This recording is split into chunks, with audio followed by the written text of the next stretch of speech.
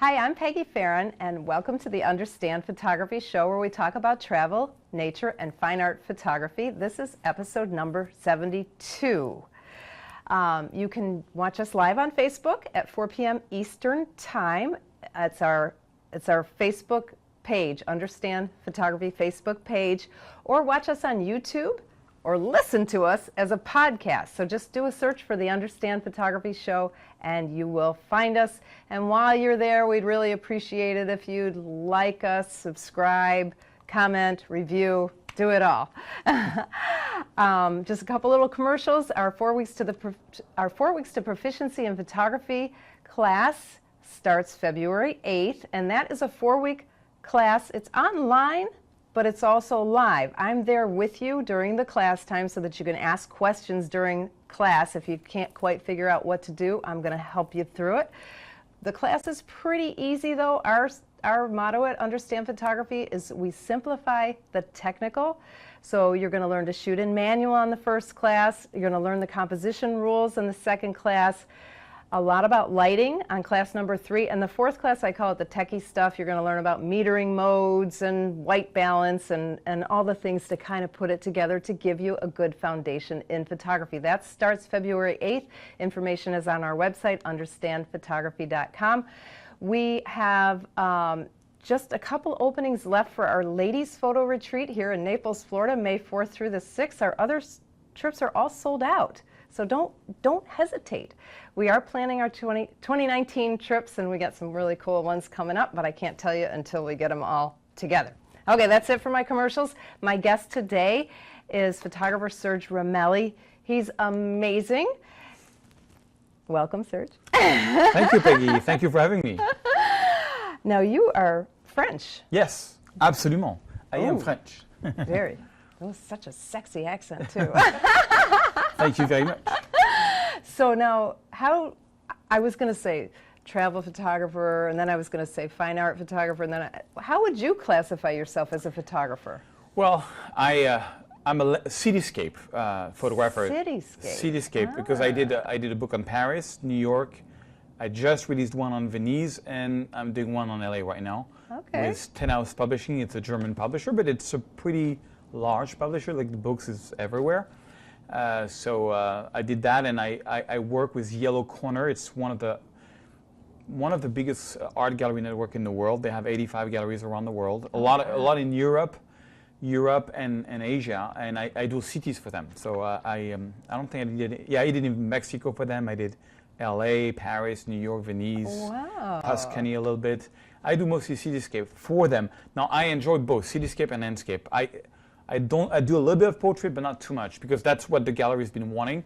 And I teach Lightroom and Photoshop online. In fact, I have the largest Lightroom channel on the planet. Wow. So we're just really teaching Lightroom, so on YouTube. Wow. So I'm happy about that. Wow. I know. I went on your YouTube channel, and you've got almost 500,000 subscribers. That's right. Amazing. Yeah, that's an achievement. I'm really happy about it, because that's how I got into the galleries. That's how I got the publishing deal. That's, you get so much exposure, 34 million views or something. So, wow. People from all nature contacts you. Now, how did you come up with this idea? Okay, so you started as just a regular photographer like everybody else, I assume? Yeah. So I was a VP sale of a web company that my brother had created, and so I was selling websites. But when I started, I was like 35. I'm 47 now. I was 35 then, and I drew a lot when I was a kid, and I wanted to get into acting a lot in my 20s. I didn't dare to do it. I wanted to do it in directing movies. I didn't dare to do it. I wanted to get into photography. I didn't dare to do it, and I just went into selling. And I was doing good. We had 4 kids, making good money, but I really felt that I wanted to do something artistic with my life, and I didn't want to come to the age of 60 and said I didn't try. So one very specific event happened where I went from never touching camera in my life to doing it full time, literally overnight. And that event was that in 2004, I went on vacation in the Caribbean island with my best friend, who is my business partner today, Calvin Pimont. He's a French guy who lives in LA now. Okay. He had married an American, lived in LA. That's one of the reasons I'm in LA. Okay. And he was a designer. He's a trained designer. He has a big agency in Paris. And we were with some friends. It was like a big vacation with like, different couples, me and my wife, him and his wife, and so we were taking a lot of photos. And I just bought a camera, and I took a photo of one of the girls that was a pretty nice girl, and I took a photo of her, and he retouched it in Photoshop, and he showed me, he says, "Oh, I remember all my life because that was the one thing that changed my life." He took his like laptop and says, "Have you heard about Photoshop?" And so he starts. Lightroom didn't exist at the time, and he starts erasing all the tourists that was behind her, and he put like a title, and and did like some levels, like making the sky more dramatic, and like in 10 minutes, it went from like just a regular shot to like a magazine cover. Oh, he actually put gosh. and then at that time, I was trying to get back into acting. I was taking theater classes. I was trying to get short movies done as a director. The problem is, as a director, you need like a sound engineer, you need cameramans, you need a whole crew to come up with something. And I was struggling with that, and I realized one software, Photoshop, one gear, a camera, I can be by myself creating art. And it was a complete epiphany. It hit me. Oh like, my gosh. it's like, somebody was been trying to express himself. I went back from that trip. I am not kidding you. I bought like any books I can get, 20 books on photography in Photoshop. And that's how I started. And then I can tell you the rest of the story. But so I started that, and then... And were you interested in the cityscapes, landscapes right away, or you just sort of took pictures of everything? I was in Paris. I was living in Paris, one of the most beautiful cities in the world. Yeah. And my job as a VP sale was to sell hotels to website to hotels. Okay. So we had professional photographers that we hired that would take the photos, and we do. But it's a big company. We had like 50 employees. We're the largest SEO web company in Paris doing in the world of tourists. And so I was, running all the salesmen, but I was all the time by the Louvre, Notre Dame, like the heart of Paris. That's where the hotels were. So I started this routine of from like 9 to 6, I was at work, and then after work, it was usually sunset time. I would go if there was a sunset. I had my camera on. I remember a Canon EOS 350D. That was my first camera, and the tripod. Do you know what that is in the United States? It's called it's the T2i. That's how you call it here. Okay, the Rebel. But it's the Rebel of 2004. Okay. So it was a 12 million pixel camera. It was very noisy, even at 100 ISO. The screen was like about an inch. And but funny thing is the At that time, we thought that was cool. Oh, that was. We didn't know any different. Exactly. I still have one of my 10Ds, which I don't know what that was in Europe, but I bought it in 2001. Wow. And I still have it because I converted it to a digital infrared. And that screen is so tiny. Yeah. And after you take a picture, in about 5 minutes, it'll come up. I mean. Yeah. But because it was my first digital camera, I wasn't used to looking at the picture anyway, so it wasn't a big deal. Yeah, it's funny. So anyway, go ahead. Yeah, so I started doing that, and because I was in Paris, it's okay. I think it was because I was in Paris that I was drawn to cityscape, because it's it's so nice, beautiful. it's beautiful.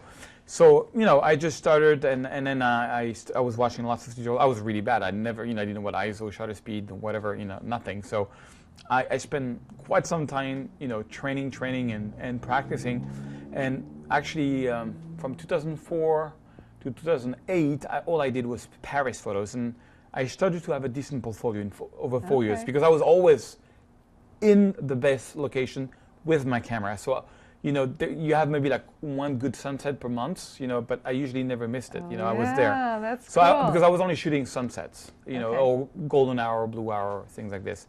Anyway, so I built a big portfolio, and then people started contacting me on the web, because I started posting on, I don't know on what I started posting, Facebook maybe, or very early on. And people were asking me like, because I got pretty good at it, Lightroom, Photoshop, and I only took like amazing sunset, and I studied a lot composition, like what makes a cityscape photo. Okay, you have a nice sunset, you got Notre Dame or the Eiffel Tower, good. Anybody can do that. Now, and I realized one thing is that the foreground element is everything, meaning that,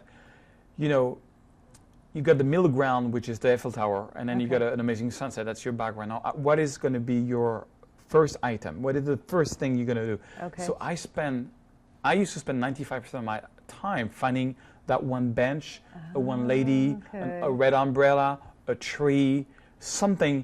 And I think that's what made my photo, a bit more professional looking, is they had, real composition. So I worked a lot on composition a lot.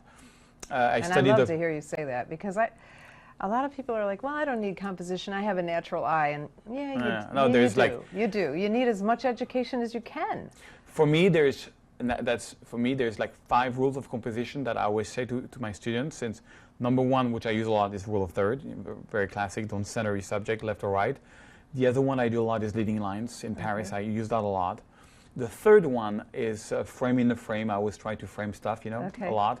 You'll see that a lot in my photos, like buildings, framing the Eiffel Tower or something. The fourth one is foreground, middle ground, background. So, and 95% of my time, like whenever I come to, let's say I would go to a nice beach in Naples, I would spend my entire time just looking for that one tree, that one bench. I was just 2 weeks ago in Aruba. I literally spent 4 days trying to find that one tree as because everywhere is a beautiful sunset. Everywhere it's, what is it going to be unique, what's going to make it unique? What it's going to tell people you were there. A nice foreground element, not too big, not too small, is going to give depth to your photo. It's going to give a message, and it's going to give an anchor point for someone to look.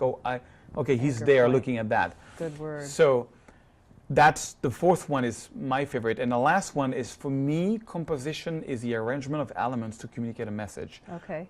A story. Your photo needs to tell a story, and so I'm always trying to figure out, okay, if I move here or move there or take that out or put that in, how does that contribute to my story? So that's the 5 rules that I use. Boy, you can tell you're a teacher. Thank you. You just whipped those 5 rules right off. Yeah, I mean, I've been doing I it would for... have to think about it. What would be my most common composition rules that I think about? Because I have to teach it all the time, so I summarized it, That's awesome. That's awesome. So, okay, so you So then I started Paris. doing that. I started doing that, but I still was making most of my money as a VP cell. And then one day in 2008, this 2 things happened. 2008, one of my biggest customer, in fact, Philippe Vors, I always say his name because I owe him so much. He a very wealthy man. He owns 11 4-star hotels in Paris. Oh, wow. And he was opening number 11. And he said, I really like what you do on Paris. I know you've got professional photographers. We had 3, but I want to have the best possible photos. And that dramatic look that you have, I want to see how you can apply it to interior design. Would you take a photo of one room, just so 4 other photographers will come and take the photo of the same room, but I'll judge it with my business partners, and and the best gets to shoot the entire hotel, and we'll give you a €5,000 budget to do it. Okay. And I did, and it's funny because I did an HDR shot. It was the hotel theme it's the Hidden Hotel in Paris, and the theme was organic, 4-star. It was like very raw material, a lot of plants, a lot of raw nature stuff. So I shot it in HDR using Photomatics, which was like the original major software for HDR. And I didn't do it over the top, but it was an HDR shot. And I've seen this over and over again. When you do an HDR photo and you do it right, if you show it to non-photographers, like let's say you have 10 photos and 2 of them is in HDR and 8 is like regular photos, and you show them to non-photographers, they are like gonna love the 2 HDR. You take the same 10 ones and you show them to professional photographers, they're gonna, no, we don't like that. We like the natural looking ones. Because I don't. We maybe believe that HDR is too simple. It's a trick. It's not. It doesn't substitute for proper lighting. Cartoony or something. Yeah, cartoony, over illustrative. Anyways, it was. But there is good and bad HDR. Yeah, and honestly, it was. But it had this sort of very saturated, contrasty, special look, and they loved it. So I won, got the $5,000, and I was like, oh, that's good.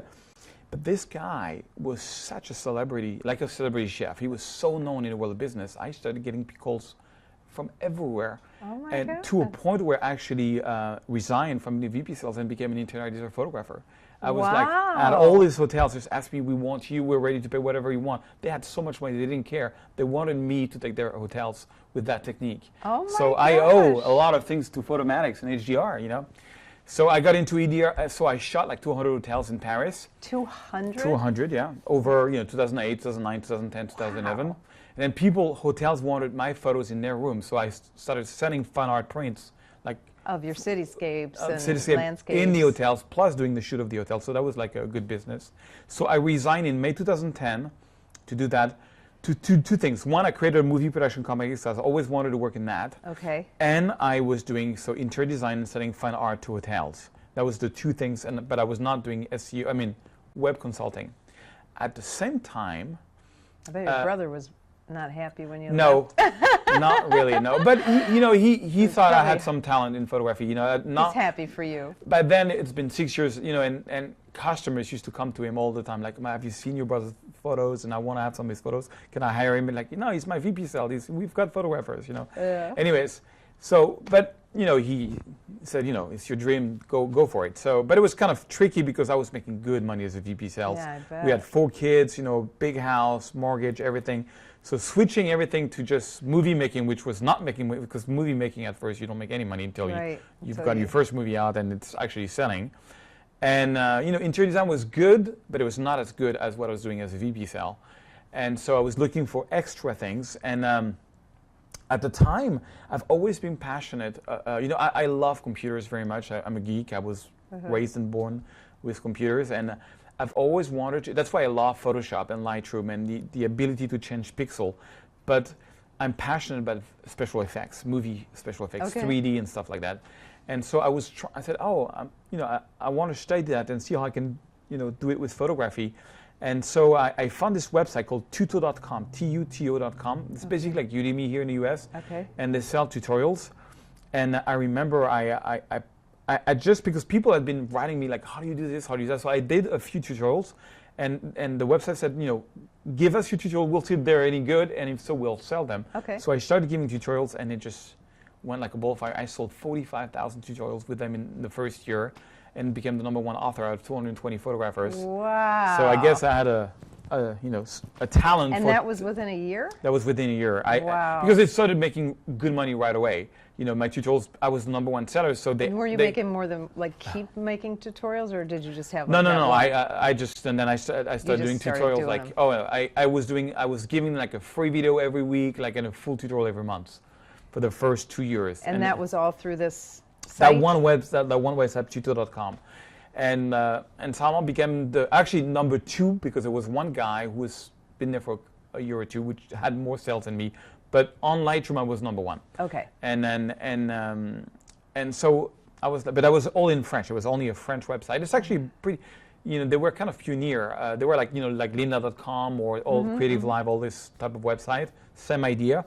But at the time, Kelby One didn't exist. Lynda maybe existed, but not Creative Live. Anyway, they were pioneer in that area.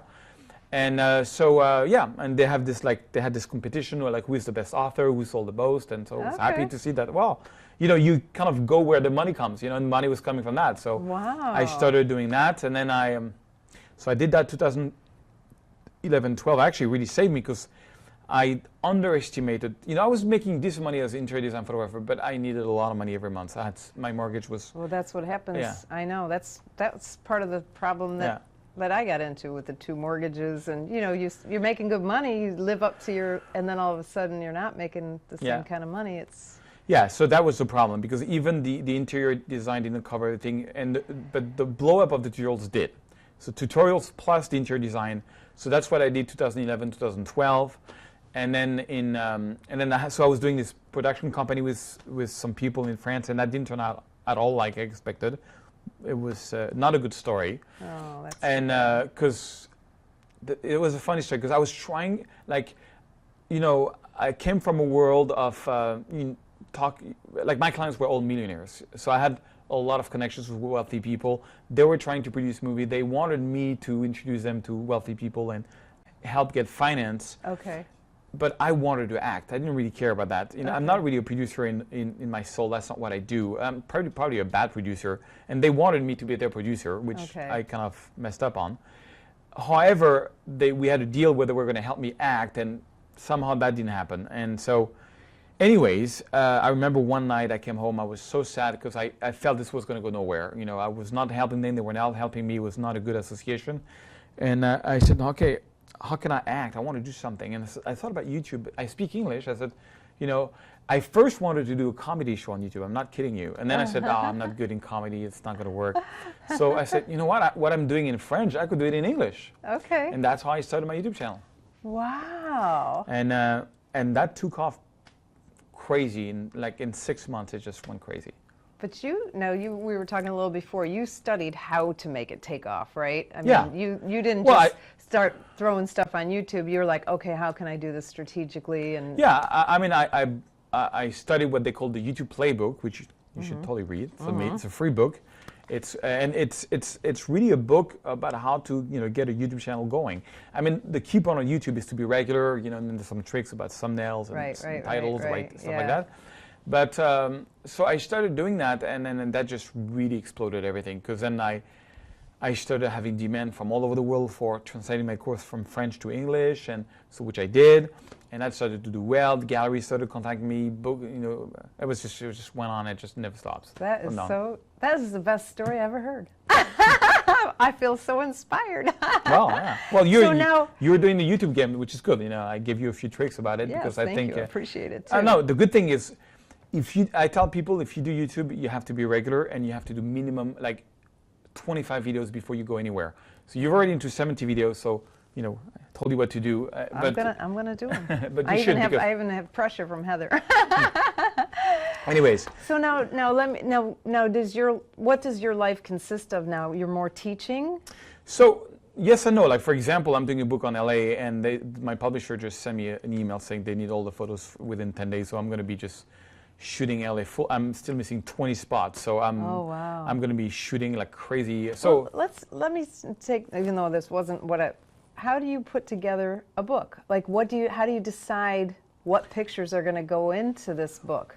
Well, I mean, LA's a big place. Yeah, but I've been shooting it for 3 years. So I've already like 4,000 photos of LA, and I have to give 100. So I just take the 100 best. So do you just study the locations, like, on the internet, figure out where you want to go? I always example, I Googled last week what to shoot, best photography spot in Beverly Hills. So I had Rodeo Drive, I had the Julia Roberts Pretty Woman Hotel there, I had the nice street of Beverly Hills, and I discovered by Googling that there is a place called the Witch Hunt. Oh. And it's a house in Beverly Hills that looks like a witch hunt. I wouldn't have never found it without Google, and it's unbelievably beautiful. I didn't have a great sky that night, but maybe we'll go back, or we'll replace the sky. We'll see. But that's going to end up in the book, that type of thing. So I Google all the time, like, best photography spots, high vintage, views in downtown, or. Okay, so just Google and driving around and. Driving around. I mean, I drive around all the time in LA, but Google researching is really the best, because if you have to do a book on New York and. Now, how many pictures do you put in a book? So about 100. About 100. So you have a goal. You start with a goal of, I need 100. Oh yeah. Different spots or 100? Different photos. No, a spot can give me 2-3 photos. Okay. But the book itself is about 200 pages, because most of them is spread. So it's most of them is like a photo will take 2 pages, and it's a big book. So about 100. Wow. So I'm missing 20 on my LA book. I already gave my publisher 80, and I need to give him 20. And do they design the book for you then? Oh, yeah, that's nice. That's what all they do. Ten House is, Taschen, which is like a big publisher. They are a little under that. I mean, it's a big publishing company, so they have like a team in New York, team there. I just give them photos, and they do the design. And are there, like, do you talk about it too? Do you write? Oh yeah, they trust me. They never refuse a photo from me, But do you write, like, for the book? Do you say, I took this picture at sunset at. I have. So what I do is there's usually a sentence per photo. So you've got like a spread, and then just one little sentence. Just one sentence. And I write that. Okay, so it's not a big No, it is not much. It's not just a story. It's not a story. It's a picture book. There is an introduction with a writer on every book, and for the one of LA, it's a good friend of mine who's a pretty, not famous, but upcoming director in Hollywood. Okay. So that's kind of cool. And there's just like a little intro, which is in French, English, and German. And then you have photos. That's it. So, again, nothing from the questions I asked you. No problem. Are you pursuing your acting while you're out there? am. I'm just curious. I now totally we talked about, because you said you love it. Did you do community theater and that kind of stuff? Yeah, I did a lot of theater when I was a kid. Even in my 30s, I've always been doing, theater practice. And but I've honestly had sort of given up on it. But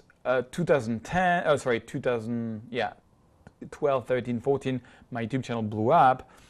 my best friend then married a lady from LA, moved to Hollywood, really like in the heart of Hollywood, and she was an assistant of an agent or something. So he was connected up with a whole bunch of people from Hollywood like right away through her. Anyways, he said, he said, why don't you? Well, actually, what happened was a funny story. So he's my partner on tutorials. So I was in Paris doing tutorials, but he was working with me from LA, Okay. and then he was in a garage like any good California company. And in January 2014 there was a big heat wave in LA. It was really warm. He had no AC anyway. We needed to find a place, so he found a place through connections that he had through his wife, I think, and that place was like in the heart of Hollywood, in a VFX company. And we had the last floor, and they were like making movies for Hollywood, like VFX, special effects, 3D and stuff. Oh, okay. And so we were there, and like there was actors coming, like Lawrence Fishburne's office was next to it. Oh, and Steven Spielberg was right across, editing Horse, this movie he did about the horse war. Anyways, I didn't see Spielberg, but I saw Lawrence Fishburne, and then the director of that company and I became really good friends, and he really liked my show. He says, you know what, I want to do a movie with you. And he wrote a movie for me as the lead character, and we actually produced it with his help. And we shot it, and it's coming out in a month. What's the name of the movie? It's called The Hollywoodens. The Hollywoodens. The Hollywoodens. It's like would not. Would not. Wouldn't. Yeah, the And Hollywoodens. what's it about? It's about a French guy who's trying to make it into Hollywood, and right away you see he's having a hard time. He's kind of illegal in the country. He still wants to make it. And he's got a sort of an angel's comedy. He's got like an angel with him who is a very mouthful, black but really nice person who only he can see. Like I can only see him. He's really funny. And so he's kind of like my conscience. And anyways, I fall in love with this beautiful actress, and she's having a hard time in Hollywood since 10 years. And I get run over by a screenwriter who the mob is running after because he slept with the wrong woman and he wants to kill himself, James Dean style, meaning in a car at 100 miles an hour against the wall. And he runs me over. I save his life by mistake, and that's how the story starts. So it's like this story of I want to make a movie, I want to make into Hollywood. This screenwriter, I'm saving his life. That girl I'm trying to be with, and this angel who's trying to help me around. It's kind of a crazy movie, but it's a nice feel-good movie about Hollywood. I love feel-good movies. Now, where can we see this? You can see it hopefully on iTunes, Amazon, Hulu, maybe Netflix. We don't know about Netflix in about a month. Amazon? Yeah, Amazon for sure. Amazon is going to be the main place where we're going to show it. That is so exciting. Yeah. You are such an inspiration because you are really living your dreams. That's right. And you know what? You got all the excuses that everybody else has. You got 4 kids. You know what I mean? It's like... the thing is, if I had known it was that much possible, I would have not waited for the age of 43 to really start, doing it. That's the thing, is that, you're going to go for it. And it's... I once heard someone on TV say something that really struck me. He said, he says the road towards success, the highway towards success is a highway that's empty. Meaning that it's not like, I feel a lot of people in life first don't know what to do. Like they don't really have a goal or, and a hill or a mountain to go to. And I think that's a big mistake, because if even if it seems impossible, you got to have something to go toward to. Life is about the journey, so if you have to have a direction. So, I have a lot of friends that just don't really have a direction, don't have like a dream, something to go to. So that's one thing. And the other thing is, actually doing it is not that hard. Like it was rather easy. I find the last 4 years of my life where everything happened miraculously a lot easier than the 10 years before, where I was trying to make it as a salesman, doing a job that I didn't really like. I find that a lot easier. It's always a lot scary at first. We had 2 rough years, but now we're really happy with me and my wife, living the dream. Wow, so that's kind of cool. So cool. I mean, getting up in the morning, the only thing I have to think about is, I have to get a great shot of Beverly Hills. That's like my main thing for next week, or I got a great shot of, Silver Lake. I got to find a cool angle for my book, That's where my baby lives. Too far away. Anyways, yeah, I can talk forever on that. That is so cool, though. That's really cool. So, okay, so let's go back to photography since Yes. this is a photography show. So, describe a typical urban shoot. So, you're going to go to wherever, Silver Lake. So, Silver Lake. What's there to shoot? Silver Lake, that not much. I was gonna Echo say, Park. I've been there, and I was like, Echo Park, it was a little down. So last time I went to Silver Lake, because my publisher really wants me to take a photo of Silver Lake. Anyway, so I've been there like 5 times, and I don't have an inspiration. Usually what I do is I look for a foreground element. So it could be like a cool restaurant sign that I'm going to use that as foreground, and then like, you know, I'm going to be on a tripod with like a 30-second long exposure, so the sign is going to be sharp, and then all the cars are going to be, you know, toward. oh, that's cool. Because blurry. there is actually that sunset is going through Silver Lake, and there is an angle which goes toward the west. So my idea is to get like a sunset with the palm trees and one of these cool, you know, hipster restaurant sign as a foreground. That's my idea. I haven't really found how to do that yet, but that's the photo I'm looking for. But that's the feel. It's a hipster kind of area, Yeah. and No, it's very hipster. So I'm going to play around with. They have really nice restaurants. That's the main thing that I see in Silver Lake that's kind of attracting. So yeah, I'm going to play around with that. Or I just might end up like just taking just a shot of a restaurant, but you know, right at the blue hour, so it's not, you still have a bit of sky. It's not too contrasty, but you still get like the sea light, you know, and like a cool effect. That sometimes this can come really nice. so that's pretty much what you do for your So I do that, cityscapes. and you kind of figure, okay, so first Yeah. I've got to find the subject and the foreground. Foreground is my you know, my main problem. My main ambition is I gotta find the right foreground element. It might seem stupid, but like I was in Echo Park, and you know, so Echo Park is this sort of big lake, and you got downtown in the back, and this big water thing. You know, it's kind of nice. You know, and the west is on the right side.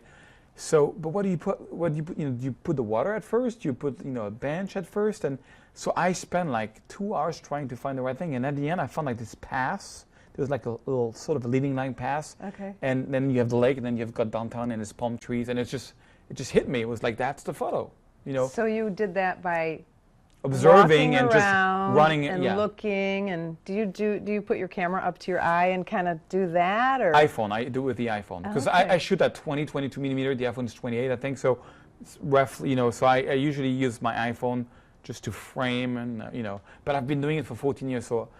Right away when I see a bench or a path, oh, that's going to be a leading line. You know, I just hunt for leading lines and stuff Okay. like that. Yeah. That's Like for good, example, though. the Hollywood sign.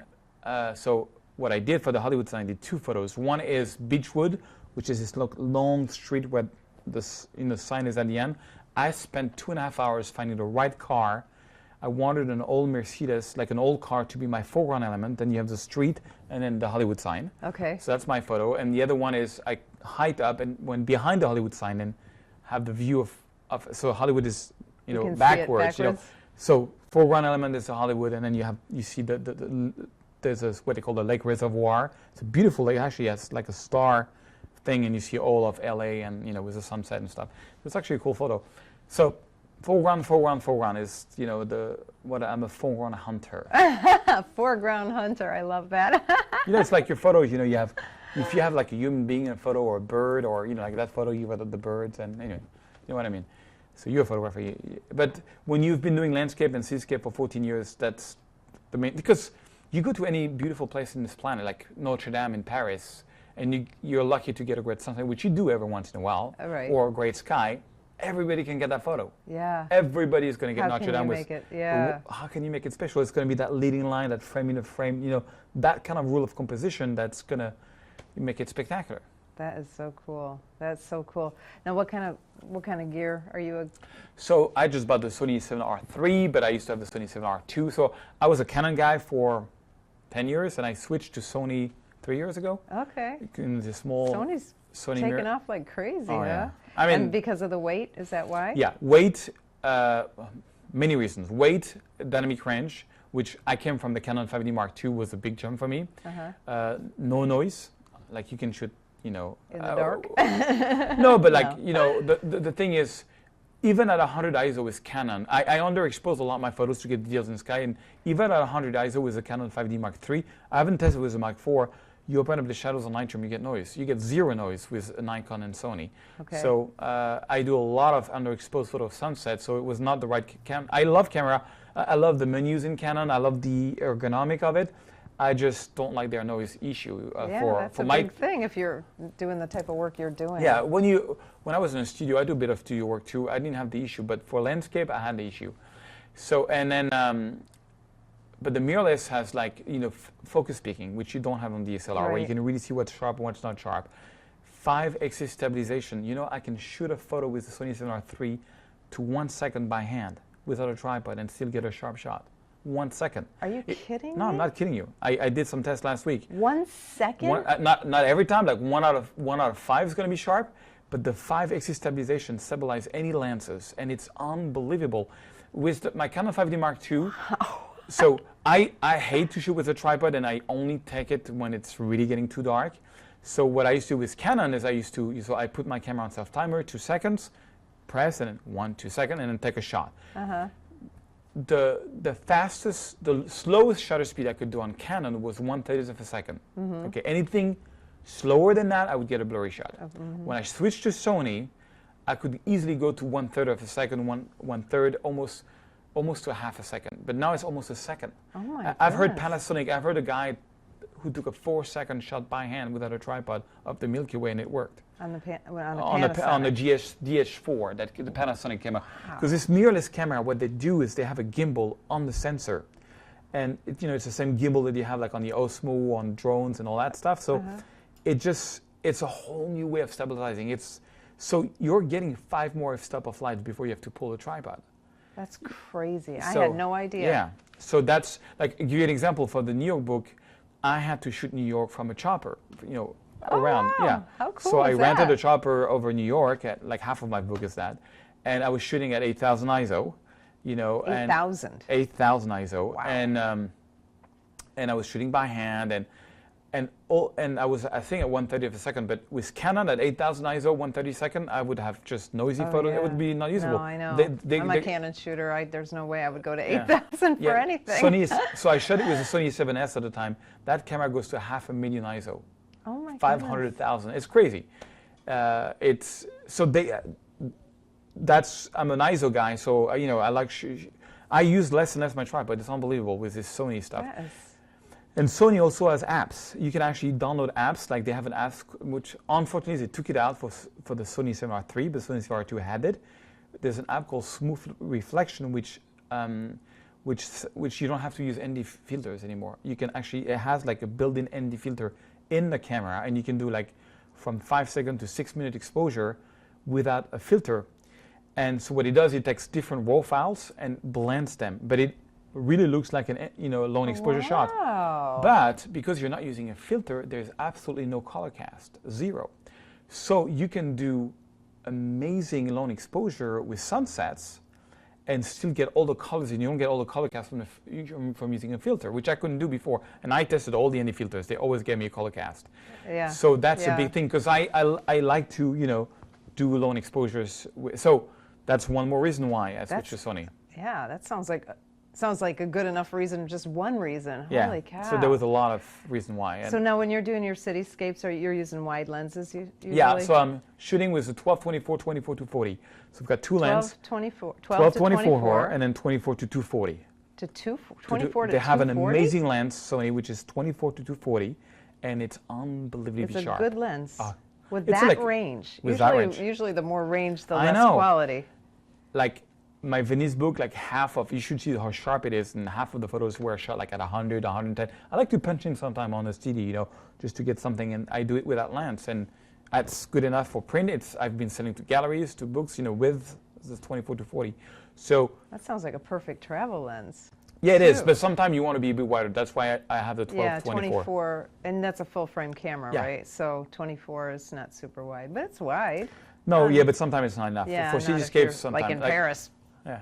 I remember when I went to Paris, my friend said, bring wide lenses, and I just didn't have anything wide enough. Yeah. I did a lot of click, click, click, merge later. Yeah, I do that too. And sometimes it's even better because when you do that, you get less distortion. It's it's more compressed. Okay. Sometimes I actually do both. I'm going to go wide like at 20, shoot it, and then go at 35 and take 3 photos, with the other lens, and then compare. And just see which one you like better? Yeah. Oh, that's cool. But I must say that like most of my focal length for the last 10, 12 years has been 20 millimeter. Like when it's cityscape or landscape, if I had to average it, so 12-24 it comes handy for that. That's awesome.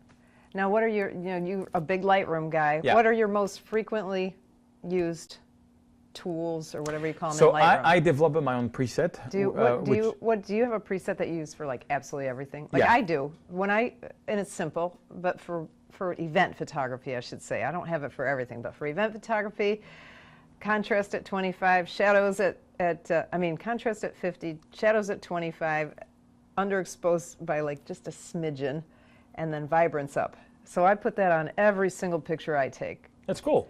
Yeah, I have a similar system. So do you have something like that? So I developed a system that I call my signature preset, where I have like 5, because the hardest thing when you do landscape and cityscape is the white balance, having it right. Oh. So I've got like 5 preset for golden hour, 5 preset for sunset, 5 preset for blue hour, snow, long exposure, daylight, and night. And they're mostly white balance based, or no? They have like, each one has 20 settings. So it's, Oh. you know why I did that? Because when I did the Venice book, so I've got these 3,000 photos trying to get 100. Sometime when you take a photo, unless you retouch it fully in Lightroom, you cannot see the potential that it has. So what I used to do is I used to, do like 20 sliders, like takes 5 minutes. I said, nah, not good.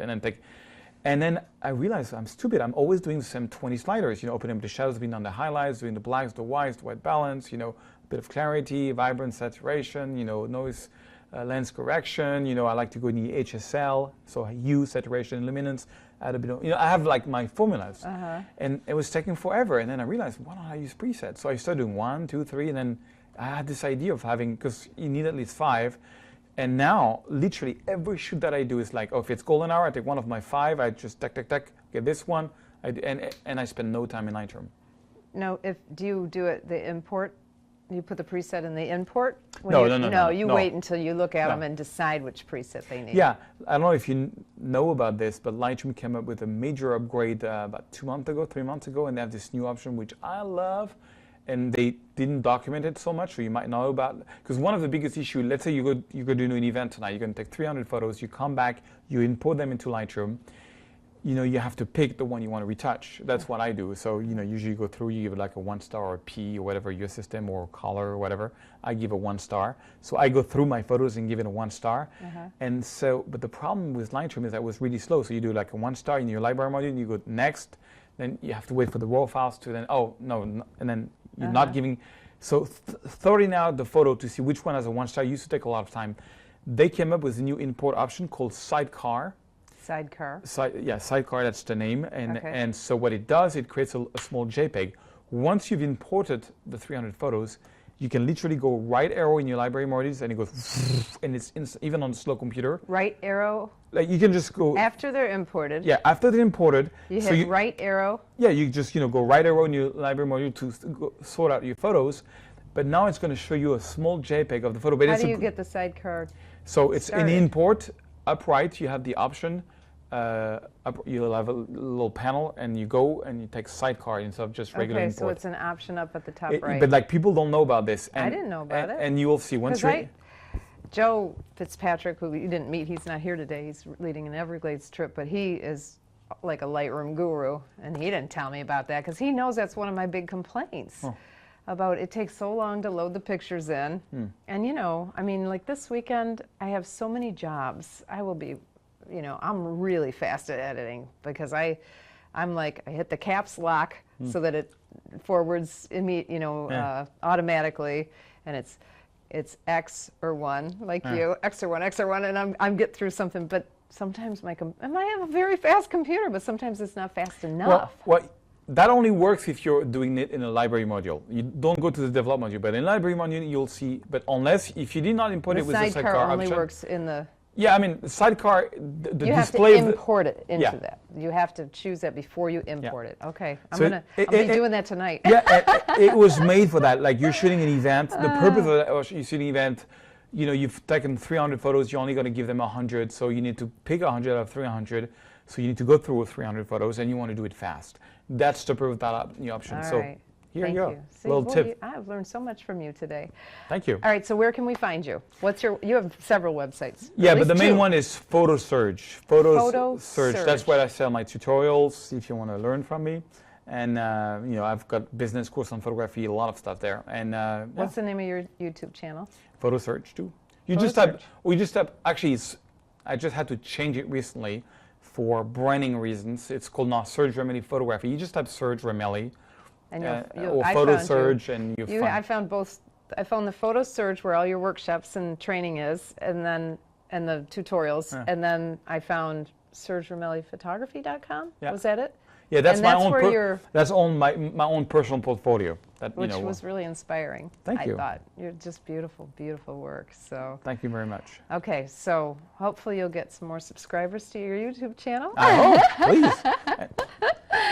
And thank you so much. Thank you for being in Florida. You were here. Yeah. You're here. Oh, and one thing I forgot.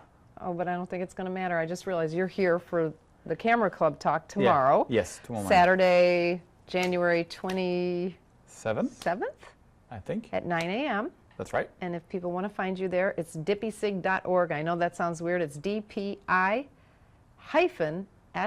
like Sam, IG.org. Right. And you'll find information about Serge's talk tomorrow at That's right, at 9 a.m. Dippysig at 9 a.m. Thank you for having me, Peggy. It's very Thank nice. you so much for coming. And thank you all for watching. I'm Peggy Farren. This is episode number 72 of the Understand Photography Show. My guest next week is landscape and fine art photographer Judy Malik. We'll see you at 4 p.m. Eastern Time on the Understand Photography Facebook page. Thank you for watching the Understand Photography Show. It would help us immensely if you would click like and subscribe to our YouTube channel.